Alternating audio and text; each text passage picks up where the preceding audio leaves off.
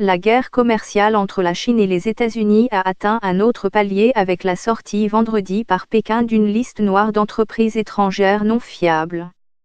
C'est la nouvelle arme de guerre utilisée par la Chine pour répondre à l'offensive américaine contre Huawei. Le ministère chinois du Commerce a annoncé vendredi qu'il va placer sur une liste d'entités non fiables toutes les entreprises, organisations et particuliers étrangers qui n'obéissent pas aux règles du marché. La guerre commerciale entre les États-Unis et la Chine profite-t-elle au Vietnam?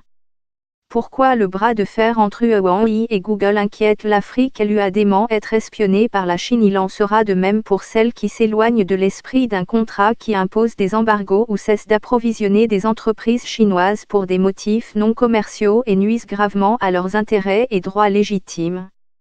Cette décision de la Chine de créer une liste noire d'entreprises non fiables est une réponse à la liste américaine d'entreprises suspectes visant Huawei, selon l'économiste Rajiv Biswa, interrogé par l'AFP. L'analyste estime que cette décision est aussi une manière de démontrer que la Chine peut cibler les entreprises américaines.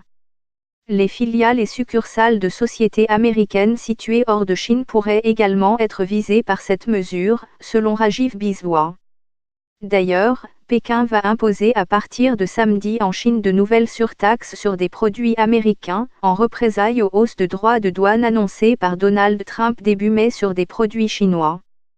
Google bloque l'utilisation d'Android à Huawei en Chine, la croissance annuelle la plus lente depuis 1990. Les analystes financiers sont d'avis que cette nouvelle décision cible notamment les produits cosmétiques, les articles de cuisine ou de sport, mais aussi les pianos, les préservatifs ou encore les jouets.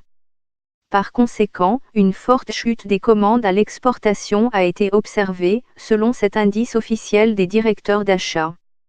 Pékin a aussi annoncé au cours de la semaine en cours son intention de réduire ses exportations de terres rares, indispensables à de nombreuses industries de pointe aux États-Unis, dont l'armement. Ce qui pourrait constituer un atout pour la Chine dans les négociations commerciales puisque Pékin fournit à Washington 80% de ses terres rares.